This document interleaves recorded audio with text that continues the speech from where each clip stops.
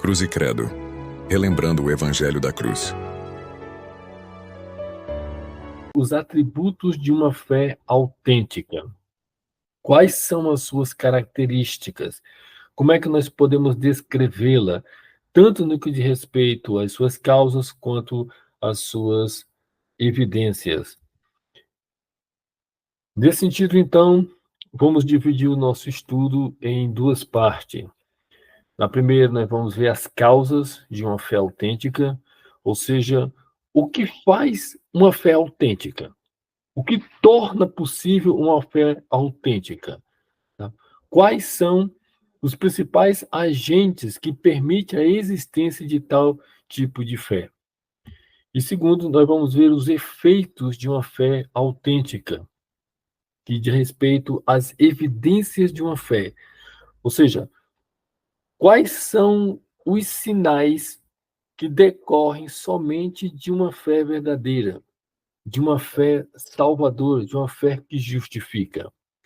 Nós vimos que uma falsa fé, ela pode ter alguns aspectos positivos muito semelhantes aos de uma fé verdadeira, mas há outros elementos, outras características que somente uma fé autêntica é capaz de produzir. Hoje, então, nós vamos nos concentrar nesse primeiro tópico, as causas de uma fé autêntica. As evidências, como são várias, eu pretendo fazer uma abordagem mais específica das várias evidências de uma fé autêntica, eu vou deixar para a próxima semana, senão estenderíamos demais o nosso estudo de hoje. Causas de uma fé autêntica. Vou dividir esse tópico também em duas partes. Na primeira, nós vamos ver essa primeira causa, que é a palavra do Evangelho. A primeira causa, o primeiro agente de uma fé verdadeira, e lembre-se, desde o nosso último estudo sobre a nossa definição de fé, nós estamos falando de uma fé que aponta para o Evangelho, uma fé cristã, não qualquer expressão de credulidade ou de superstição ou uma crença geral totalmente definida e vaga. Não. Estamos falando especificamente da fé cristã. E nesse sentido, vou mostrar que a primeira causa para se ter uma fé autêntica é a palavra do Evangelho. A fé autêntica, ela decorre necessariamente da palavra do Evangelho. A fé que justifica, a fé que transforma, a fé que salva, a fé que de fato nos põe em comunhão com Deus através de Cristo. Essa fé decorre da palavra do Evangelho. Vamos ver isso à luz da Escritura. O primeiro texto para o qual eu quero chamar a atenção de vocês é esse de Romanos, capítulo 10, versículo 17. No contexto, no verso 16, Paulo tinha feito uma pergunta citando o profeta Isaías, dizendo: quem deu crédito na nossa pregação? E é a partir dessa citação de Isaías, ele faz essa inferência. Essa versão aqui, revista atualizada, diz: e assim, essa conjunção e assim, se refere a uma conclusão, e assim, e desse modo, e por isso, a fé vem pela pregação.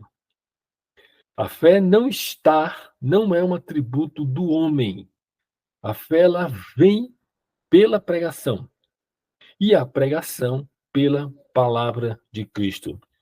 Analisando esse mesmo versículo em outras versões, por exemplo, a versão católica, ela inicia precisamente com essa conjunção, logo, que logo é uma conjunção muito usada dentro da literatura, especialmente filosófica ou da literatura lógica. Implica exatamente dizer que o que decorre daí, depois desse logo, é uma conclusão, é uma inferência, uma dedução. Logo, a fé provém da pregação. E aqui esse texto, essa tradução, deixa ainda mais claro a origem da fé. A fé provém da pregação. E a pregação se exerce em razão da palavra de Cristo. Essa versão aqui, nesse aspecto aqui, é extremamente mais clara, mais precisa, tem mais contato realmente com o original grego do que a outra versão revista atualizada.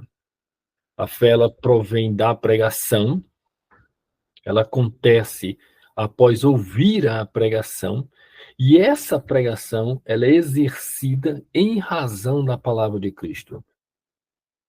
Outra versão também, a NVI, no mesmo versículo, vai dizer: consequentemente, que é a mesma ideia de logo, ou assim, a fé vem por ouvir a mensagem. E a mensagem é ouvida mediante a palavra de Cristo. Desse modo, esse versículo coloca em estrita relação a fé e a palavra de Cristo ou a palavra do Evangelho. Para haver fé autêntica, deve haver contato, conhecimento, experiência com a palavra de Cristo. A fé vem. A fé não é um atributo humano que o homem escuta e, por livre arbítrio, decide crer ou não. Não. A fé, ela provém dessa mensagem. Provavelmente não haja passagem mais clara acerca disso dentro do Novo Testamento do que os 2 primeiros capítulos da Epístola de Paulo aos Coríntios. E para fundamentar mais essa ideia da dependência da fé em relação à palavra, nós vamos ver aqui especificamente essa experiência do apóstolo Paulo na igreja aos Coríntios. Lembrem-se que a igreja de Corinto, ou a cidade de Corinto, uma cidade grega, tinha por contexto cultural, ou especialmente contexto acadêmico, diversas escolas de filosofia. E como era comum nos dias de Paulo, e bem séculos antes do apóstolo Paulo, era comum tanto o ensino quanto a prática da oratória e da retórica.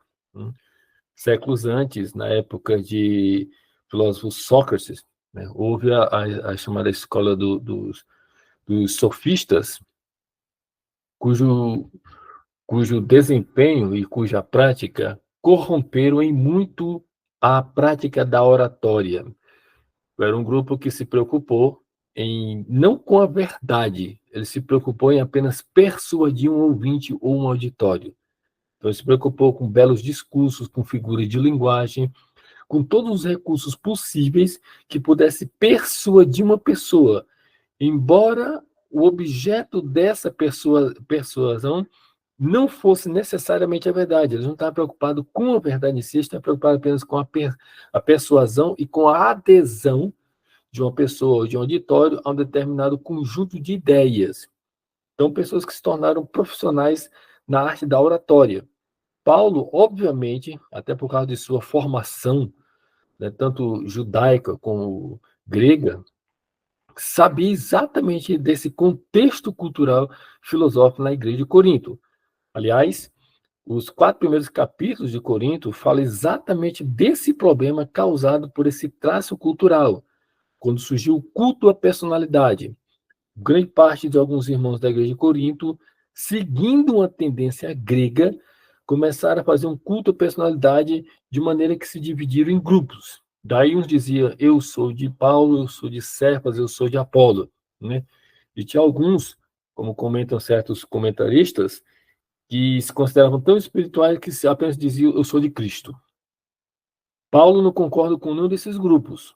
Para ele, era uma divisão do evangelho. O evangelho ali estava sendo dividido. A própria ideia da igreja está sendo dividida ali. Paulo, então, vai escrever os 4 primeiros capítulos para combater, entre outras coisas, essas ideias. E a pergunta que precisamos fazer aqui em relação à mensagem de Paulo é essa. Qual foi a mensagem pregada por Paulo aos Coríntios?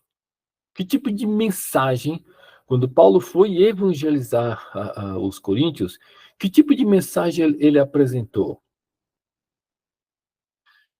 Interessantemente, Paulo, em diversas ocasiões, ele deixa bem claro qual foi a mensagem que ele não pregou. Qual foi o tipo de mensagem que ele evitou, que ele não pregou. Então, em mais de uma ocasião, nós vamos ver agora aqui, mais de uma ocasião, ele deixa bem claro qual foi o tipo de mensagem que ele abriu mão. Embora conhecesse bem a tendência, ou precisamente porque ele conhecia muito bem essa tendência cultural filosófica em Corinto, é que ele fez questão de deixar bem claro o que é que ele não pregou. E assim, ao escrever essa primeira epístola de Corinto, ele está relembrando esses irmãos o tipo de evangelho que ele pregou e o que ele não pregou. Então, 1 Coríntios, capítulo 1, versículo 17, ele vai dizer: porque não me enviou Cristo para batizar. No contexto, ele tinha dito: eu batizei apenas alguns de vocês, para que vocês não dissessem, fui batizado por Paulo ou em nome de Paulo. Né? Porque Cristo não me enviou para batizar. Cristo me enviou para pregar o evangelho. Como? Aqui nós temos a primeira ocorrência que deixa bem claro o que é que ele não pregou. Não com sabedoria de palavra. Todos os comentaristas, desde os primeiros séculos da era cristã, são unânimes em afirmar que a referência que ele está fazendo aqui é em relação à oratória e à retórica. Há um sentido em que a retórica ela é totalmente válida. Novas escolas modernas de retórica e oratória têm surgido ao redor do mundo, tem um sentido que é válido, mas nesse sentido aqui, consistia apenas nisso, numa sabedoria de palavras. A ideia era apenas, como falei, apenas de persuasão e não a demonstração da verdade. Então, eu fui pregar o evangelho no meio de vocês, não com sabedoria de palavra. Uma outra ocasião, 1 Coríntios 2, verso 1, ele vai dizer: eu, irmãos, quando fui ter convosco, anunciando-vos o testemunho de Deus, mais uma vez, ele descreve o que ele não fez. Não o fiz com ostentação de linguagem ou de sabedoria. Uma linguagem bem rebuscada, cheia de figuras, cheia de artifícios com sutilezas intelectuais, capaz de persuadir qualquer um. Ele disse: eu não fiz assim. Não foi esse o meu método de pregação do evangelho. Quando eu fui anunciar o testemunho de Deus, não foi com uma linguagem cheia de ostentação ou de sabedoria humana. E uma terceira ocasião, que ele deixa bem claro o que é que ele não pregou, está em 1 Coríntios 2,4. A minha palavra e a minha pregação não, mais uma vez, colocando de maneira negativa, não consistiram em linguagem persuasiva de sabedoria. Esse versículo aqui deixa mais clara ainda a ideia da mera persuasão pela retórica ou oratória. Minha palavra, minha pregação, meu método não consistiu em expor uma linguagem persuasiva. Eu não quis apenas que vocês aderissem às minhas ideias. Caso eu quisesse, tinha feito isso, tinha usado linguagem persuasiva de sabedoria. Mas a minha pregação não foi esta. Por quê? Porque Paulo optou por evitar essa linguagem persuasiva de sabedoria humana. 1 Coríntios 1,17, ele vai dizer: para que não se anule a cruz de Cristo. Não se esvazie, seria uma tradução mais exata do grego, não fosse esvaziada, anulada, a cruz de Cristo. Entendamos bem. Se eu tivesse persuadido vocês apenas com ostentação de linguagem ou de sabedoria humana, se eu tivesse lançado mão deste método na pregação, na minha evangelização, o que teria acontecido com a mensagem em si da cruz de Cristo é que ela teria sido anulada, teria sido esvaziada.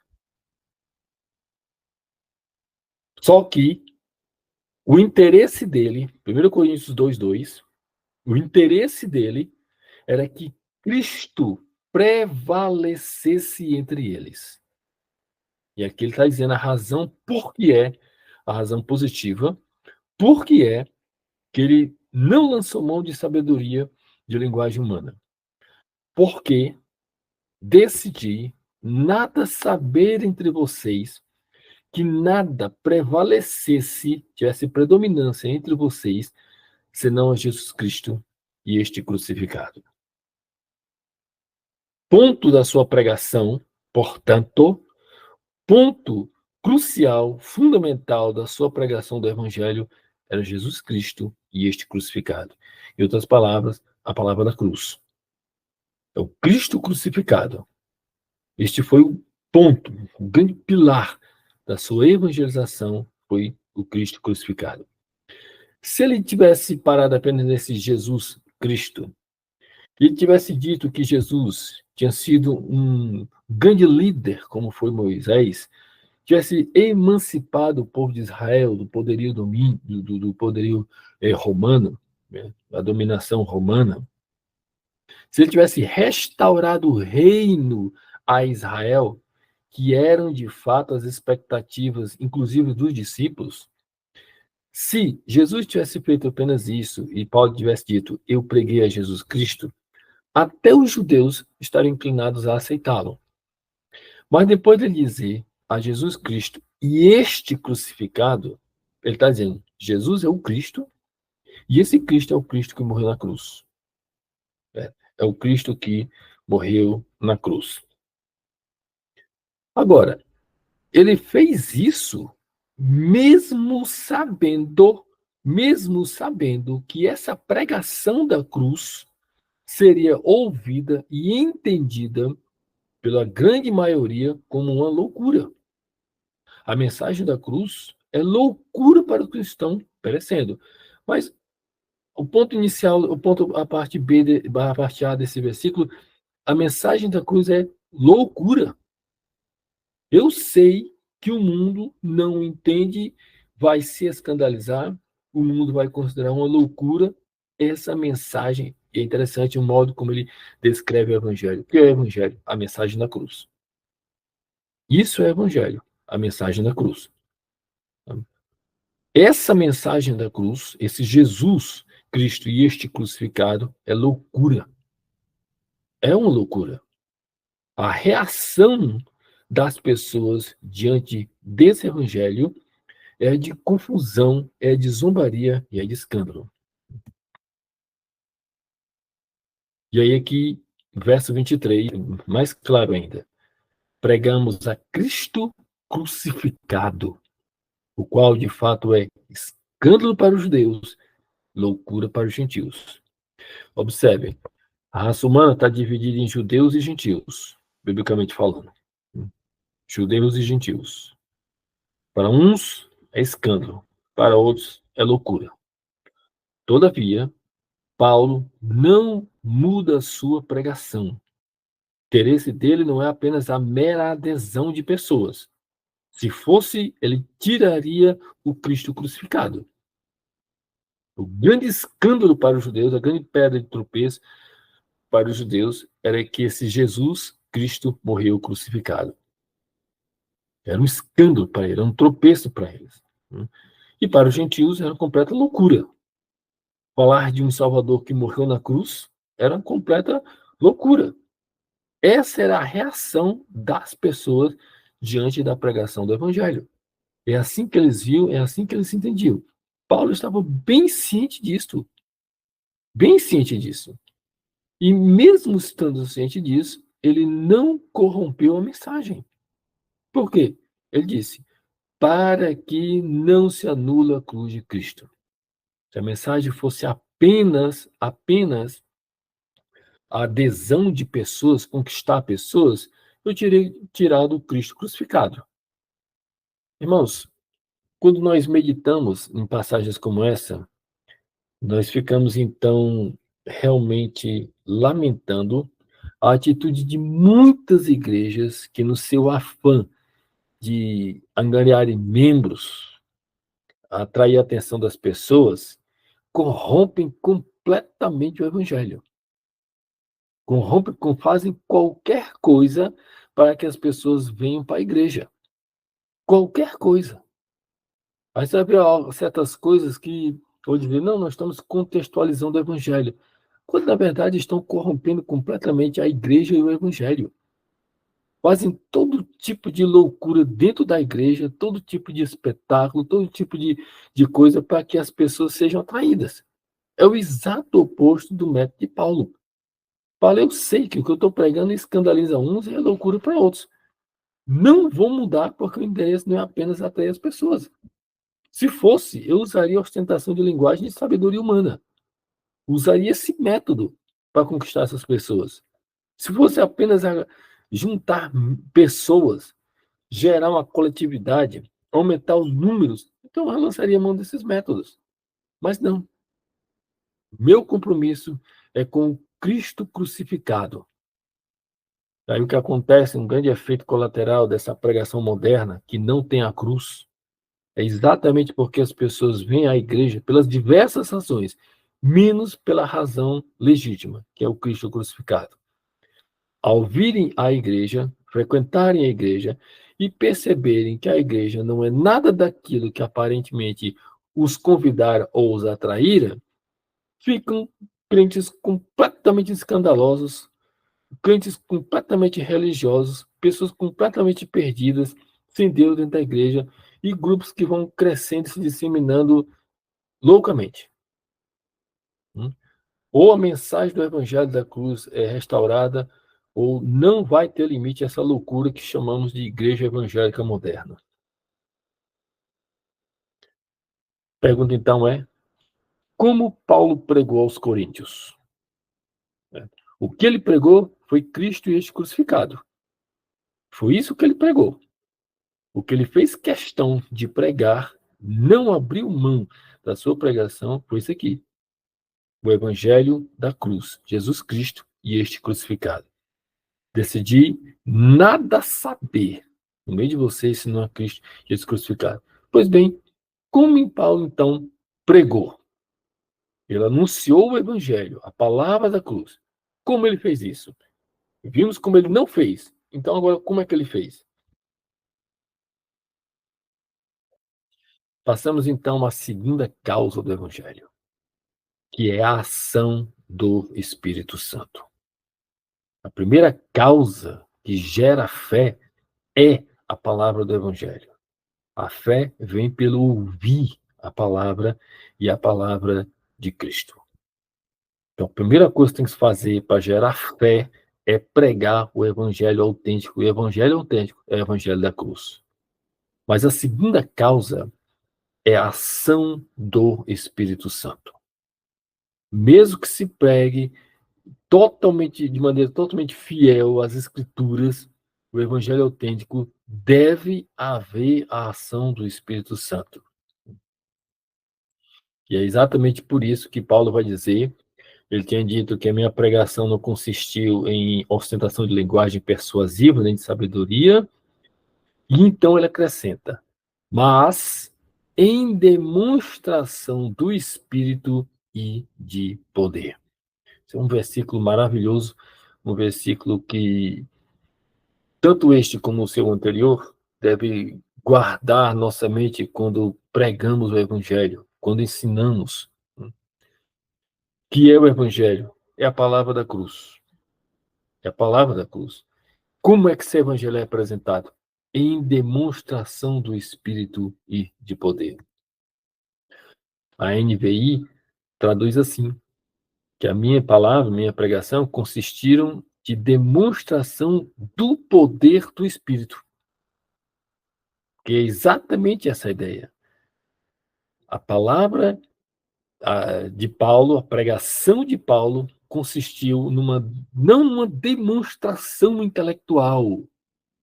Não. A palavra da cruz, irmão, pregada por Paulo, consistiu numa demonstração do poder do Espírito. Antes de prosseguir, entendam bem. Frequentemente nós temos uma divisão em muitas igrejas evangélicas. Tem aqueles que dão ênfase na palavra, tem que ser ortodoxo e pregar o evangelho correto, está correto. E do outro lado, tem pessoas que dão ênfase somente nesse poder do Espírito, poder do Espírito, poder do Espírito.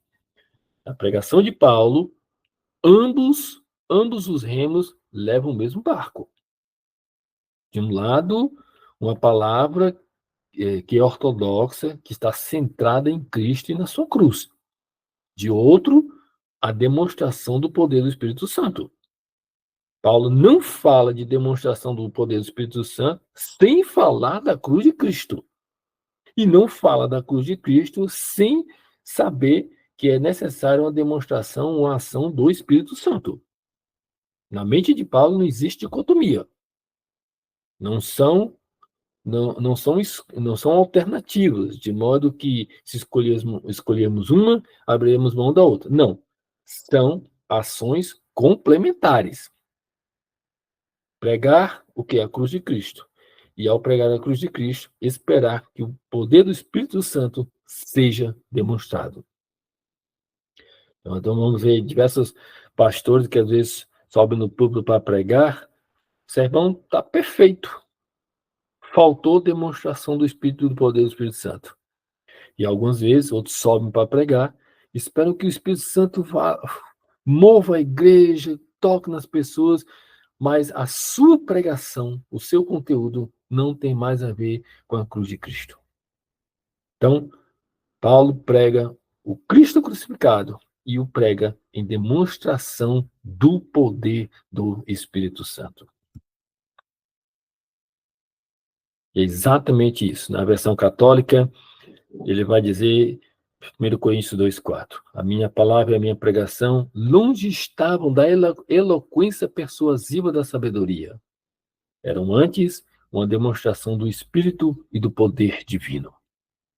Esse texto deixa muito bem claro isso. O que é que eu não usei metodologia para pregar? Uma linguagem persuasiva. O que convenceu vocês, prestem a máxima atenção, o que convenceu vocês não foi a minha eloquência persuasiva. O que convenceu vocês foi o Espírito Santo. A minha pregação consistia numa demonstração do Espírito e do poder de Deus. Qual o objetivo? Qual o objetivo? Por que depender do poder do Espírito Santo, da demonstração do Espírito Santo? Por quê? 1 Coríntios 2,5. Tendo dito que foi uma demonstração do Espírito de poder, agora no versículo 5, ele vai dizer qual é o propósito. Para que a vossa fé, olhe a relação entre a fé, a palavra e o Espírito Santo. Para que a vossa fé não se apoiasse ou não se fundamentasse em sabedoria humana, e sim no poder de Deus. Se você estiver acompanhando bem o raciocínio de Paulo, vai deixar bem claro que, quando ele diz para que a vossa fé não se apoiasse, ele está dizendo para que a vossa fé não derivasse, não tivesse como causa de existência a sabedoria humana. Se Paulo tivesse persuadido esses irmãos apenas com eloquência, com retórica e oratória, então o que teria causado a fé desses irmãos seria a sabedoria humana. A causa dessa fé deles seria a sabedoria humana. Mas, como Paulo diz que eu preguei a cruz de Cristo, o Cristo crucificado, em demonstração do Espírito de poder, ele está dizendo aqui que a vossa fé não se apoia em sabedoria humana, e sim quê? No poder de Deus. Logo, o que causou essa fé? Poder de Deus. Qual o poder? O que ele tinha dito no versículo anterior, no versículo 4. Demonstração de Espírito e do poder. Ou demonstração do poder do Espírito. O que causou a fé de vocês, depois de eu pregar o Evangelho, esse Cristo crucificado, o que causou essa fé de vocês foi o poder do Espírito Santo. Então, a causa da fé de vocês deriva dessa palavra do Evangelho, mediada pela ação do Espírito Santo. Nós temos palavra do Evangelho e nós temos o Espírito Santo. As duas causas da fé verdadeira. A fé de vocês não se baseia em sabedoria humana. Não se apoia, não se sustenta em sabedoria humana, e sim no poder de Deus. O que nos faz pensar. Por que tenho fé?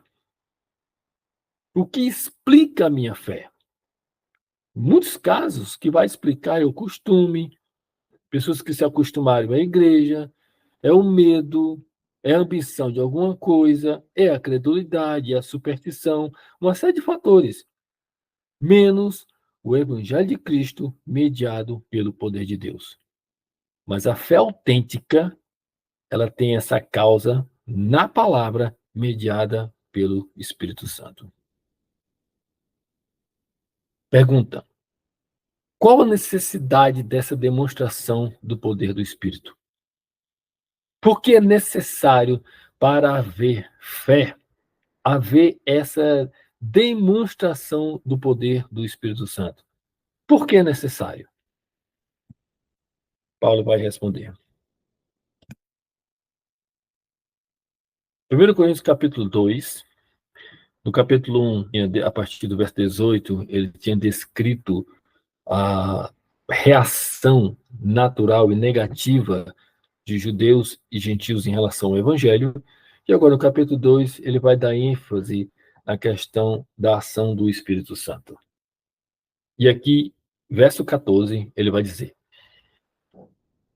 ora, o homem natural, e o homem natural é apenas aquele que não tem o Espírito Santo, o homem natural não aceita as coisas do Espírito de Deus, porque eles são loucura. Lembre-se que aqui é a clara referência ao que ele tinha dito anteriormente, que a pregação do evangelho para os que se perdem é loucura. Ele diz, o homem natural não aceita as coisas do Espírito de Deus, porque lhe parecem loucura. E não pode entendê-las, porque as coisas do Espírito de Deus se discernem espiritualmente. Essa é a razão, porque há necessidade de uma ação do Espírito Santo, uma demonstração do Espírito Santo. Eu vou pregar o evangelho para as pessoas vão me ouvir. O que faz com que elas entendam o evangelho e aceitem o evangelho, e aceitem a palavra do Cristo crucificado? O que faz isso? O Espírito de Deus. Convence o homem do pecado, da justiça e do juízo. É essa ação do Espírito Santo no coração do homem. Ainda em 2 Coríntios, 1 Coríntios 2, ele vai falar da sabedoria do evangelho. Ele tinha dito que o homem natural não entende as coisas de Deus, não aceita, porque elas se discernem espiritualmente, e aí ele vai falar, versículos antes, nós entre os espirituais, em algumas versões diz, nós entre os aperfeiçoados, nós falamos da sabedoria, mas sabedoria de Deus. Sabedoria essa que nenhum dos poderosos deste século conheceu. Qual a evidência de que os poderosos deste século, deste mundo, não conheceu a sabedoria de Deus? Porque se tivessem conhecido, jamais teriam crucificado o Senhor da glória. Em outras palavras, a cruz de Cristo aconteceu também porque os homens naturais não entenderam. O próprio Jesus na cruz diz, Pai, perdoa-os porque não sabem o que fazem. Jesus era apenas um homem da Galileia. Mas Deus estava em Cristo reconciliando consigo mesmo o mundo. Mas essa sabedoria de Deus, o mundo não conheceu. O mundo não entendeu. Os grandes poderosos deste mundo não entenderam e não compreenderam essa sabedoria. E disto, da sabedoria de Deus, nós também falamos, não em palavras, mais uma vez, aspecto negativo, ensinadas pela sabedoria humana, mas ensinadas pelo próprio Espírito, conferindo ou comparando coisas espirituais com as espirituais. Por quê? Por que essa dependência do Espírito? Porque o Espírito a todas as coisas perscruta, sonda, até mesmo as profundezas de Deus. Então, quer conhecer as profundezas de Deus? somente pela ação e iluminação do Espírito Santo. Ele perscruta todas as coisas, até mesmo as profundezas de Deus. Ora, olha o raciocínio de Paulo. Nós não temos recebido o Espírito do mundo, o mundo, o poderoso deste mundo, que não conhece as coisas de Deus. Nós temos recebido, sim, o Espírito que vem de Deus. Para quê? Para que conheçamos o que por Deus nos foi dado gratuitamente. Como é que eu conheço as coisas de Deus? Eu entendo o Evangelho, conheço o Evangelho pelo Espírito Santo. Nós não temos recebido o Espírito do mundo, e sim o Espírito de Deus, que vem de Deus, da parte de Deus.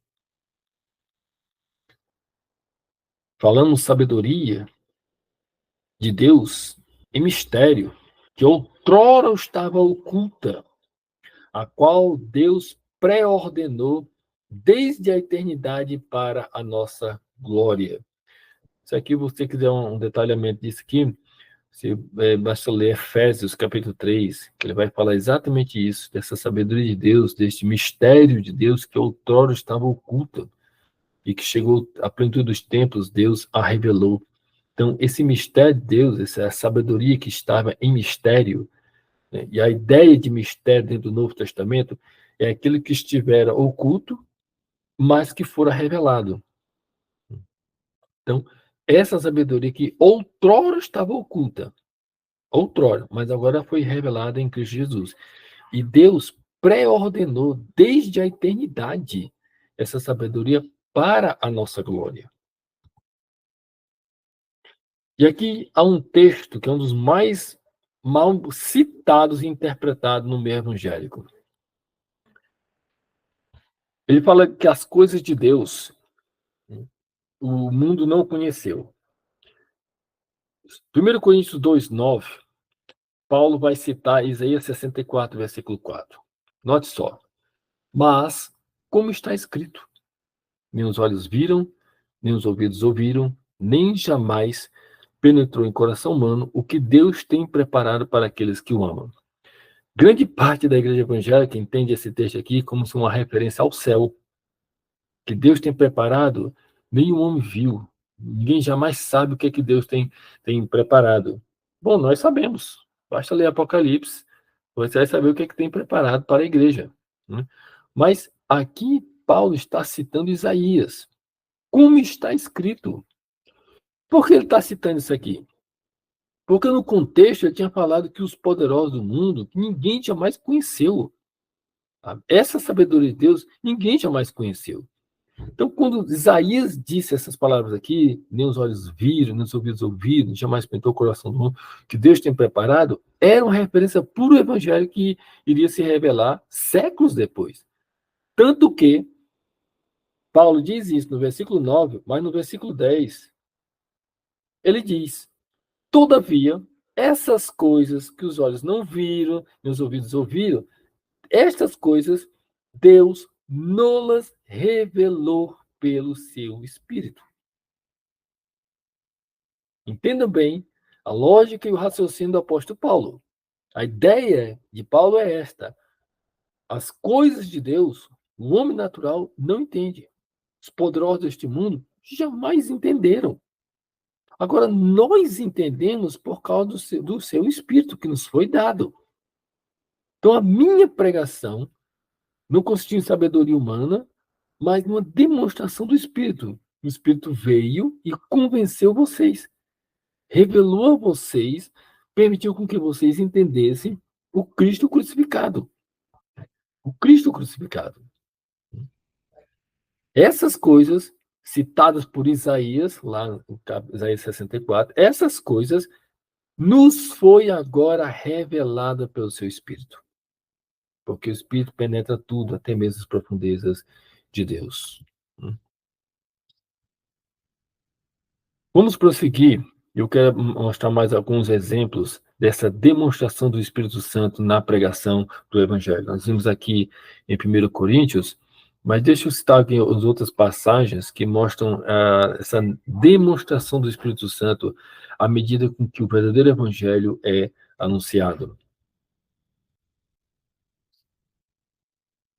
João, capítulo 6, versículo 44, Jesus diz: ninguém pode vir a mim se o Pai que me enviou não o atrair ou não o trouxer, e eu ressuscitarei no último dia. Eu ressuscitarei no último dia. Versículo seguinte, ele cita Isaías 54, versículo 13. Está escrito nos profetas: todos serão ensinados por Deus. Portanto, todo aquele que ouviu o Pai e foi por ele instruído, esse vem a mim. Quem vem a Cristo? Aqueles que são influenciados ou instruídos ou ensinados pelo Pai. Ninguém pode vir a mim se o Pai não trouxer. Pois bem, como é que o Pai traz? Leva uma pessoa a Cristo. Assim. Ele manifesta essa revelação, e vou deixar isso mais claro adiante. Ele manifesta essa sua ação, esse seu entendimento, essa sua iluminação sobre a palavra do Evangelho. E essa pessoa que entendeu a partir de Deus, ou pela ação de Deus, esse vem a mim.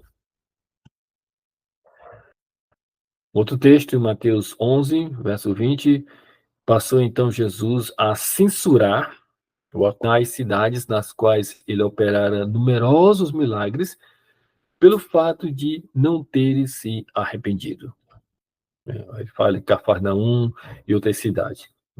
Ele passa a censurar essas cidades onde ele operou, manifestou seu poder, manifestou seus milagres, e essas cidades não creram. E ele vai dizer que haverá mais misericórdia para Sodoma e Gomorra do que para essas cidades no dia do juízo.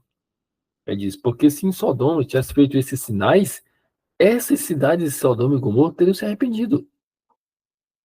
Se esses sinais que Jesus fez naquelas cidades tivessem acontecido em Sodoma e Gomorra, as cidades estariam, até hoje, teriam se arrependido.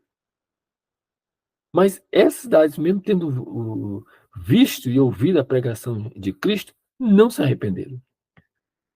Mas mais adiante, no mesmo texto, versículos depois, ele vai dizer: por aquele tempo exclamou Jesus: graças te dou, ó Pai, Senhor do céu e da terra. Por quê? Ocultastes estas coisas aos sábios instruídos e as revelaste aos pequeninos. Quais coisas? Basta ler o contexto. Tudo que ele estava pregando e toda a manifestação do Evangelho. Os sábios e poderosos, grandes deste mundo, que se destroem a si mesmo, Deus ocultou e revelou aos pequeninos. Um outro texto, nós temos em Atos 16, quando Paulo está pregando, e aí diz que certa mulher chamada Lídia, da cidade de Tiatira, vendedora de púrpura, temente a Deus, escutava Paulo e os demais irmãos. E Lucas comenta e observa que o Senhor lhe abriu o coração para atender às coisas que Paulo dizia. O Senhor abriu o coração dessa mulher para que ela atendesse e entendesse o que Paulo estava pregando. Paulo estava pregando. Não entendeu por causa dela mesma, mas Deus agiu no coração dela para que entendesse o Evangelho. 1 Tessalonicenses 1,5, Paulo vai relembrar a esses irmãos como foi a ação do Espírito Santo quando eles pregaram o Evangelho. Diz, porque o nosso Evangelho não chegou até vós tão somente em palavras. Não foi um mero discurso, mas, sobretudo, em poder, no Espírito Santo e em plena convicção, assim como sabeis ter sido o nosso procedimento entre vocês e por amor de vocês. Como chegou a palavra do Evangelho a esses irmãos de Tessalônica? Não somente em palavra, mas sobretudo em poder no Espírito Santo e em plena convicção. Foi assim que eles foram atingidos pelo Evangelho e tiveram fé. E aqui eu quero comentar esse aspecto espiritual na pregação do Evangelho. Por que é necessário essa ação do Espírito Santo? Nós já vimos que o homem natural não entende as coisas do Espírito de Deus. É o Espírito de Deus que vem, então, e ilumina o coração do homem. E é interessante que nesse mesmo momento em que você está pregando o Evangelho, está havendo também uma batalha espiritual em relação à ação do inimigo contra o pecador. Assim, nós temos diversas passagens no Novo Testamento que apontam para essa realidade desse ser maligno, o diabo, que está lutando também pela alma do pecador. Um texto como esse aqui, quando Jesus falou da parábola do semeador, e depois ele explicou a parábola, ele vai falar daquela semente, né, que caiu à beira do caminho, ele vai dizer, quando um homem ouve a palavra do reino e não a entende, o maligno vem e arranca o que foi semeado no seu coração. Este é aquele que recebeu a semente à beira do caminho. Ele ouviu o evangelho, a palavra do reino, mas não compreendeu. E para que essa palavra sequer fosse germinar no coração do homem, o maligno vem e arranca o que foi semeado no seu coração. A passagem correlata em Lucas 8:12, nós temos o seguinte: a que caiu à beira do caminho são os que a ouviram, a palavra. Vem a seguir o diabo e arrebata-lhes do coração a palavra. Para quê? Para não suceder que, crendo, sejam salvos. Olha a relação de palavra e fé. O diabo vem, arranca a palavra do coração para que não aconteça a possibilidade de haver fé. Nós temos essa ação no momento em que o evangelho está sendo anunciado e pregado, temos essa atmosfera espiritual do diabo agindo também. Agindo.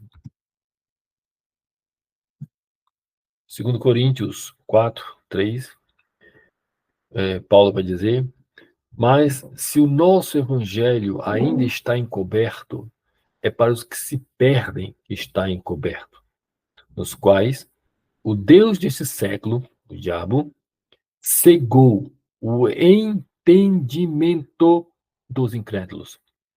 Preste bem atenção a essa ação do diabo sobre o intelecto do homem. Intelecto do homem. É necessário que, ao expor o evangelho, o pecador entenda o evangelho. Entenda o evangelho. O convite não é que ele se emocione, que ele chore, sabe, que ele sinta algum arrepio na espinha, nada disso. É que ele tem que entender o evangelho. O que o evangelho está propondo? Jesus Cristo e este crucificado, o que significa? Qual é a proposta do evangelho? Tá? O diabo vem, cega o entendimento, o intelecto dos incrédulos. Para quê? Para que lhes não resplandeça a luz do evangelho da glória de Cristo, o qual é a imagem de Deus. Para que não lhes resplandeça a luz do evangelho da glória de Cristo. Ele cega o entendimento para que a luz do evangelho da glória de Cristo não lhes resplandeça. Eles permaneçam na escuridão, cegos, e essa luz do evangelho eles não consigam ver. Ficam completamente nas trevas. Não vejam a glória de Cristo pela luz do evangelho. Eles não veem a glória de Cristo. Muitos, quando escutam o evangelho, que não é evangelho, eles veem a glória de algum pastor, de algum líder que se auto-intitula profeta, tá? De alguma instituição, ou mesmo até de alguma teologia, de algum movimento, mas não veem a glória de Cristo. Não veem. Escuta o evangelho e confunde esse evangelho com tudo, mas não com a glória de Cristo. Por outro lado, no mesmo texto, versículo depois, Paulo vai dizer: pois Deus que disse, das trevas resplandeça a luz, Ele mesmo brilhou em nosso coração. Para quê? Para a iluminação do conhecimento da glória de Deus na face de Cristo. Nós que cremos, vemos a glória de Deus na face de Cristo, porque o próprio Deus iluminou, brilhou, resplandeceu em nossos corações. Sem essa iluminação, não vai haver esse entendimento do Evangelho. Não vai haver. Sem a palavra da cruz, não vai haver essa demonstração do Espírito de poder. Daí, porque grande parte dessas igrejas que alegam manifestar o poder do Espírito Santo, para mim, não me convence nada. Porque quando você vai ouvir a pregação, não é a pregação da cruz. Só que o Espírito Santo veio, o Consolador veio para dar testemunho em glória de Cristo. A palavra que o Espírito Santo vai usar é a palavra da cruz. Não importa se que quem frequentou ou está frequentando a igreja A, a igreja B, deixou as drogas, deixou a bebida, mudou sua conduta moral. Não importa isso. A religião tem esse poder também de transformar a pessoa externamente. Tem esse poder. Mas somente a palavra da cruz, mediada pela ação do Espírito Santo, pode gerar fé autêntica. E daí, novo nascimento. Novo nascimento. Portanto, as duas causas principais, fundamentais da fé autêntica é a palavra do Evangelho e a mediação do Espírito Santo, ou a ação do Espírito Santo. O que faz a verdadeira fé existir é essa manifestação da palavra, o anúncio do Evangelho da cruz e a ação do Espírito Santo no coração do pecador. Nosso próximo estudo, nós vamos ver quais são as evidências de uma pessoa que realmente obteve fé por esses dois agentes, a palavra e o Espírito Santo.